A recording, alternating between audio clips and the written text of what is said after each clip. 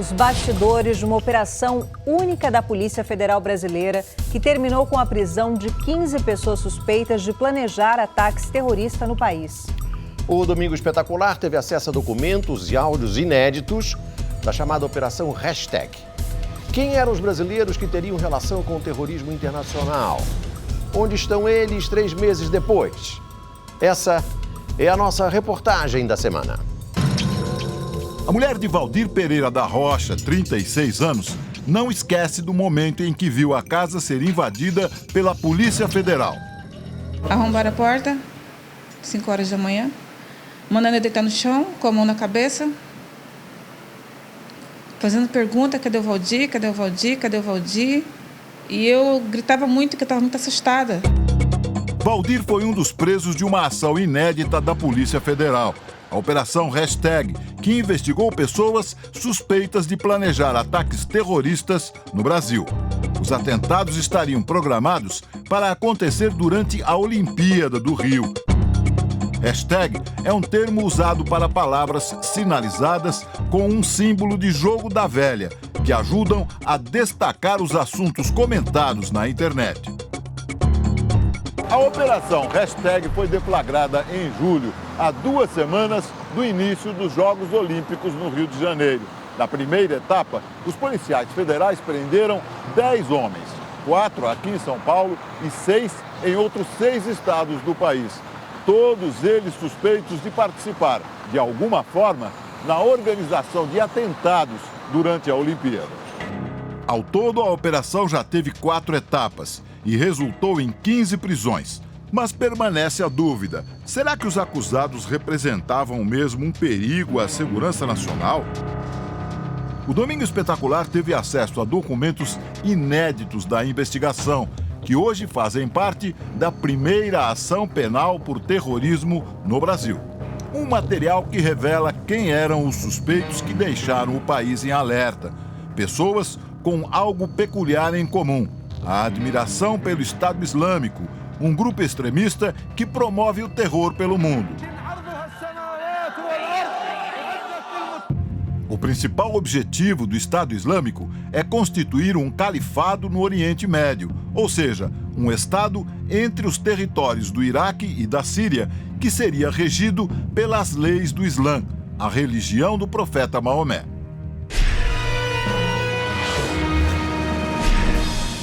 As investigações começaram com uma pista do FBI, a Polícia Federal Americana.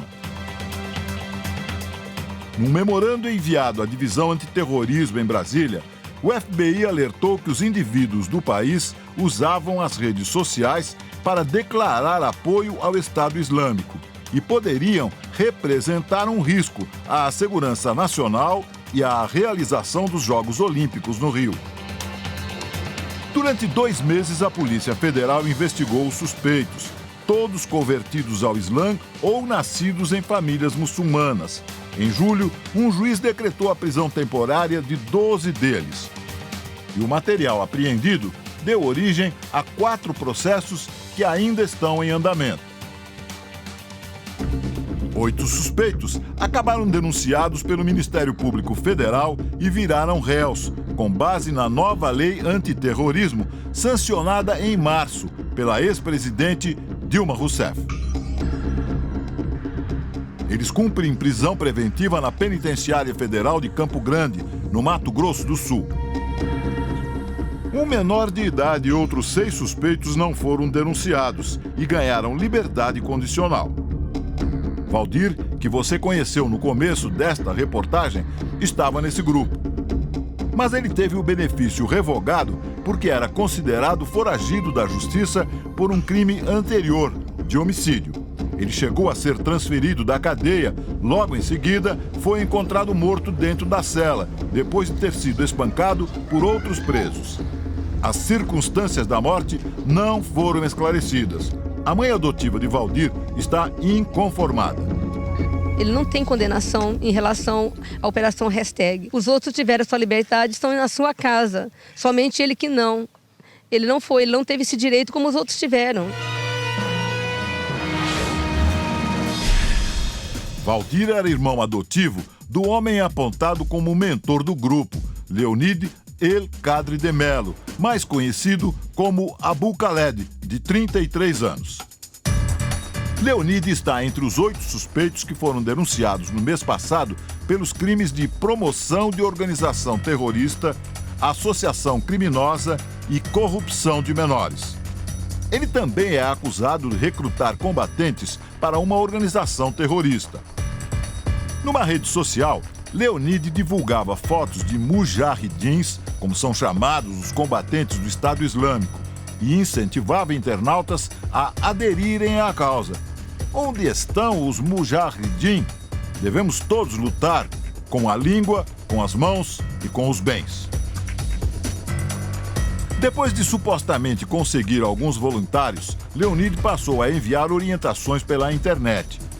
Em fevereiro, Leonid divulgou planos para abrir um campo de treinamento do grupo no Brasil, para, eventualmente, todos se unirem ao Estado Islâmico no Oriente Médio. Ele escreveu: tem que ser em regiões fronteiriças com a Bolívia, Paraguai ou Venezuela, devido à necessidade de compra de armas. Já tenho o lugar, conheço toda a região.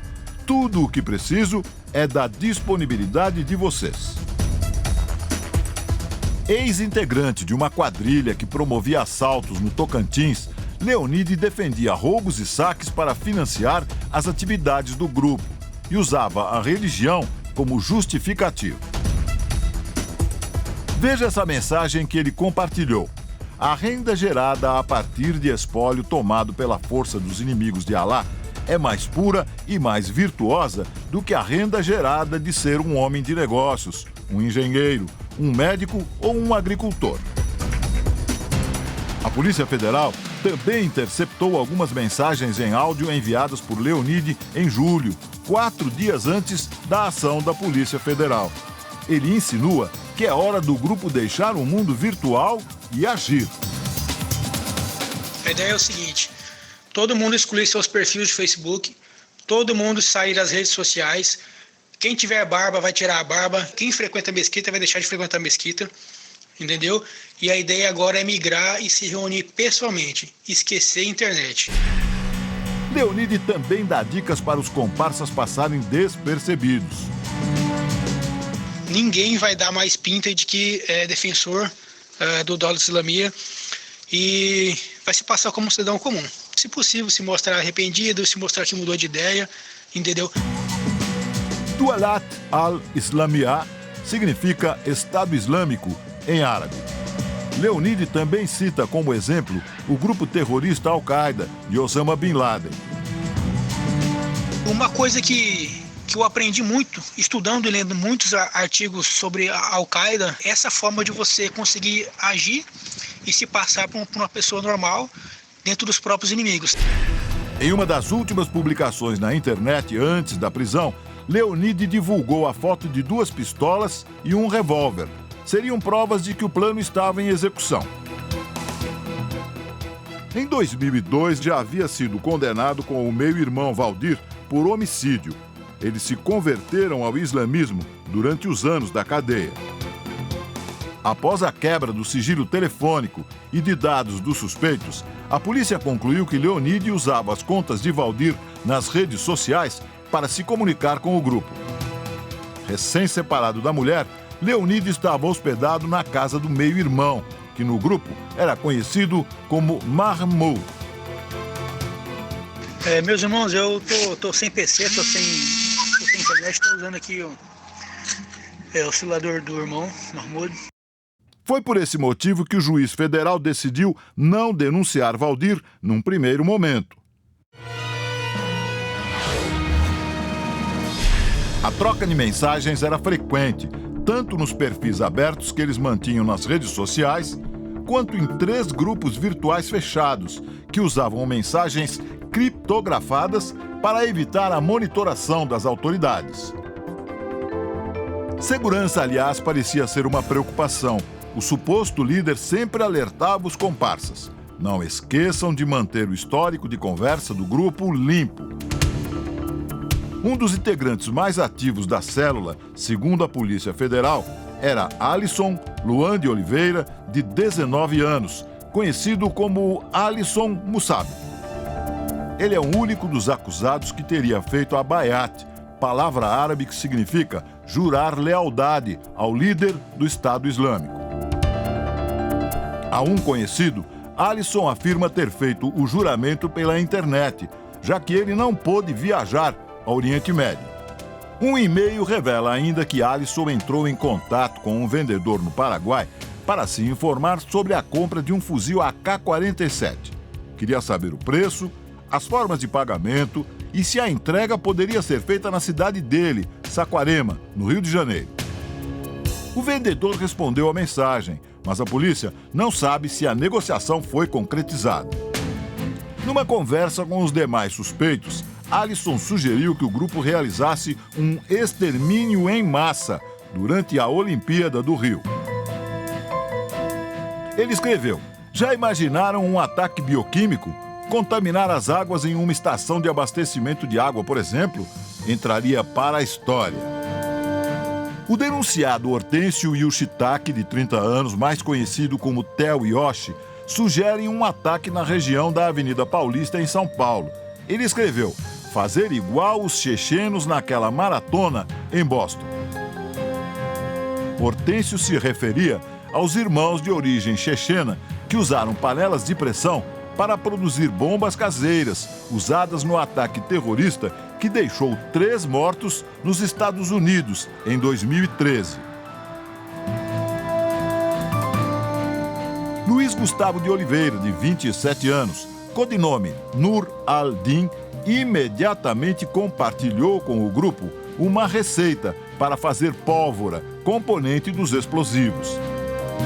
Para a defensora pública que representa o grupo, as mensagens foram tiradas do contexto.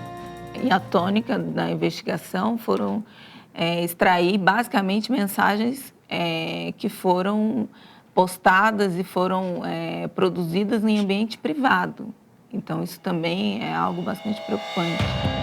Outro integrante do grupo, segundo a Polícia Federal, é Israel Pedra Mesquita, de 26 anos, do Rio Grande do Sul.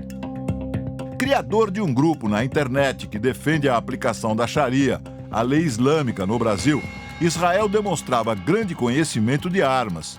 Dizia que tinha 2 e já havia divulgado a foto de uma espingarda.